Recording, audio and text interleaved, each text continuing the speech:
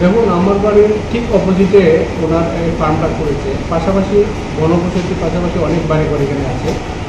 কিন্তু এটা এই শুকরের ফার্মের যে দুর্গন্ধ, আমরা কি হয় দরজা জানালা সব বন্ধ করে রাখি।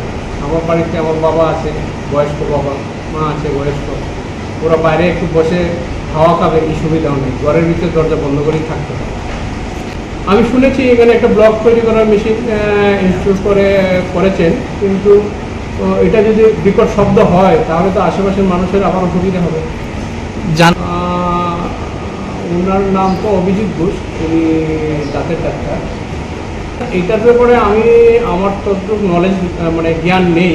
এটা ফরেস্ট ডিপার্টমেন্ট ভালো বলতে পারবে, ওদের পালা যায় কি না যায়, সম্পূর্ণটা ফরেস্ট ডিপার্টমেন্টের আওতায় পড়ে। আমার অতটুকু অভিজ্ঞতা নেই। আপনার কি শুনেছি ও ওনার বাড়িতে সব কিছু আসে। দেখেন, আমরা চাইছি উনি ওনার ব্যবসা করুক, আমাদের কোনো অসুবিধা নেই, কিন্তু উনি এটা তো চিন্তা করতে হবে, পাশাপাশি একটা ঘনবসতির মধ্যে শোয়ার পারলে যে একটা দুর্গন্ধ বের হয়, ওইটাতে আমরা যদি আমাদের কোনো অসুবিধা বন্ধ করতে পারে, দুর্গন্ধ না হয়, আমাদের কোনো অসুবিধা নেই। কিন্তু এটাতে উনি তো এই সিস্টেমে করেননি এখন পর্যন্ত।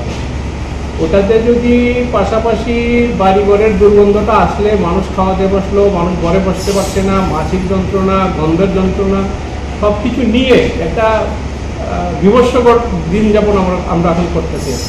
আমার নাম অনুপ চৌধুরী।